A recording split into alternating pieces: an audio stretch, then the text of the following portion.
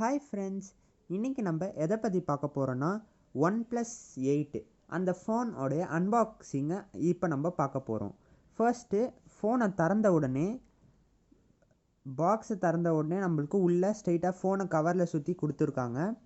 இப்போ ஃபர்ஸ்ட்டு ஃபோனை எடுக்கலாம். ஃபோன் பார்த்தீங்கன்னா ப்ளூ கலர் நாங்கள் வாங்கியிருக்கிறது. ஃபோன் பார்க்க நல்லாயிருக்கு. கேமரா சென்டரில் கொடுத்துருக்காங்க, பழைய ஸ்டைல் மாதிரி. இப்போ அதை எடுத்துகிட்டு பார்க்கும்போது உள்ளே பார்த்தீங்கன்னா ஒரு நல்ல பேக் கேஸ் கொடுத்துருக்காங்க. என்னை பொறுத்த வரைக்கும் இந்த பேக் கேஸ் தான் எப்போவுமே ரொம்ப குவாலிட்டியாக இருக்கும். அதில் நெவர் செட்டில்னு கூட எழுதியிருக்காங்க. இங்கே சார்ஜிங் கேபிள் கொடுத்துருக்காங்க, சி டைப் தான் கொடுத்துருக்காங்க. அதுக்கப்புறம் பார்த்தீங்கன்னா ஒரு அடாப்டரும் கொடுத்துருக்காங்க. இந்த சார்ஜர் பார்த்தீங்கன்னா 30 வாட் சார்ஜர் கொடுத்துருக்காங்க. இப்போது நம்ம இந்த உள்ளே இருக்கிற கார்டை பற்றி பார்க்கலாம். இதில் இந்த ஃபோனை பற்றி நிறைய கொடுத்துருக்காங்க. உங்களுக்கு வேணும்னா நீங்கள் கண்டிப்பாக இதை படிச்சுக்கோங்க, இது உங்களுக்கு யூஸ்ஃபுல்லாக இருக்கும். அது மட்டும் இல்லாத வழக்கம் போல் சிம் எஜெக்டர் டூலை கொடுத்துருக்காங்க. இதை வச்சு சிம் கார்டு, மெமரி கார்டை நீங்கள் எடுத்துக்கலாம். ஓகே, வாங்க இப்போ நம்ம ஃபோனை பிரித்து பார்க்கலாம். இந்த ஃபோனோட வெயிட் பார்த்தீங்கன்னா 180 கிராம்ஸ்ன்னு சொல்லியிருக்காங்க.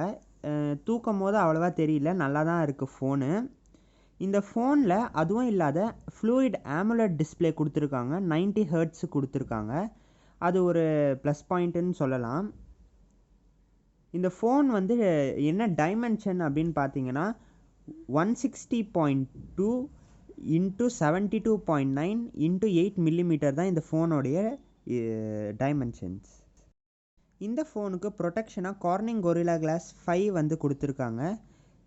இந்த ஃபோனுடைய சிப்செட் என்னன்னு பார்த்தீங்கன்னா Qualcomm SM8250 Snapdragon 865 5G தான் இந்த ஃபோனு. இப்போ இந்த ஃபோனை நம்ம ஆன் பண்ணலாம். இந்த ஃபோனில் லவுட் ஸ்பீக்கரோட ஸ்டீரியோ ஸ்பீக்கரும் சேர்த்து கொடுத்துருக்காங்க. அது மட்டும் இல்லாத இந்த ஃபோனில் ப்ராக்சிமிட்டி சென்சார், காம்பஸ் இருக்குது, கைரோ சென்சார் இருக்குது, அதுக்கப்புறம் ஃபிங்கர் பிரிண்ட் சென்சாரும் இருக்குது. இது பார்த்தீங்கன்னா டிஸ்பிளேக்குள்ளேயே இருக்கிற ஃபிங்கர் பிரிண்ட் சென்சார் இருக்குது இந்த ஃபோனில். இந்த ஃபோனில் பார்த்தீங்கன்னா 4300 mAh அப்படின்னு கொடுத்துருக்காங்க, நான் ரிமூவபிள் பேட்ரி. அது ஓரளவுக்கு ஓகேன்னு சொல்லலாம், ஆனால் அந்தளவுக்கு சொல்ல முடியாது. இப்போ இந்த ஃபோனோட அந்த கர்வ், அந்த டிஸ்பிளேயில் ஒரு கர்வாக கொடுத்துருக்காங்க பார்த்தீங்களா எட்ஜில், அதுவும் இந்த ஃபோனில் கொஞ்சம் லுக்காக இருந்தது. அதுவும் இல்லாத வாட்டர் ட்ராப் நாச்சும் அந்த டாட்டட் நாட்ச் கொஞ்சம் நல்லா இருந்தது.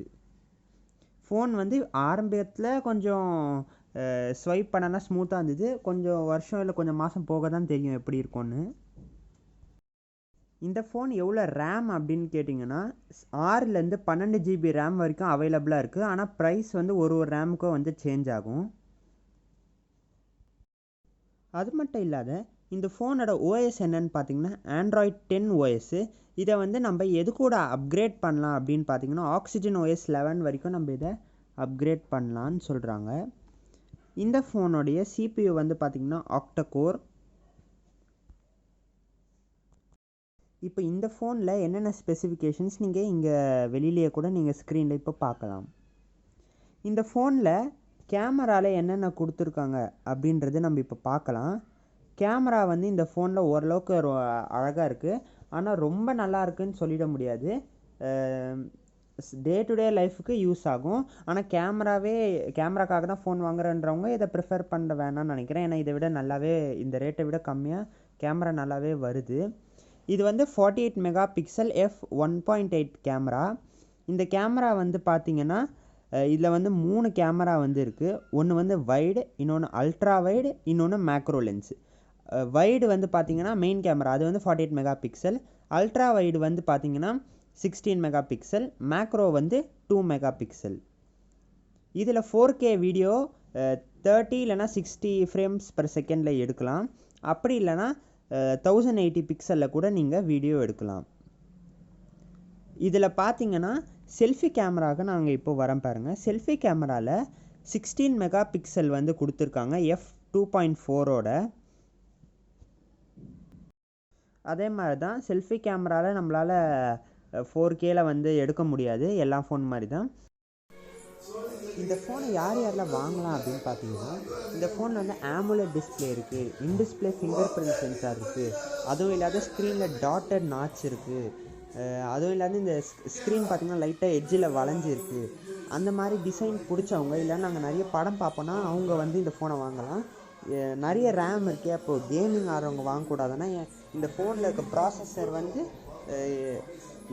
நல்ல ப்ராசஸர், ஆனால் அந்தளவுக்கு இந்த ரேட்டுக்கு பொருந்துமான்னு எனக்கு சரியாக தெரியல. ஏன்னா இந்த ப்ராசஸர் இன்னும் நிறைய ஃபோனுக்கே வந்திருக்கு இதை விட கம்மி ரேட்டில்.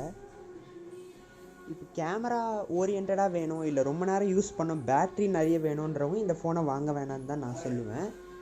மற்றபடி வந்து பார்த்திங்கன்னா அலுமினியம் ஃப்ரேம் ஒர்க்கும் கொடுத்துருக்காங்க. அதனால் இந்த ஃபோன் வந்து கொஞ்சம் அடிலாம் கொஞ்சம் தாங்கும்னு தான் நான் நினைக்கிறேன். அதுவும் இல்லாத முக்கியமாக 5G இந்த ஃபோனில் கொடுத்துருக்காங்க.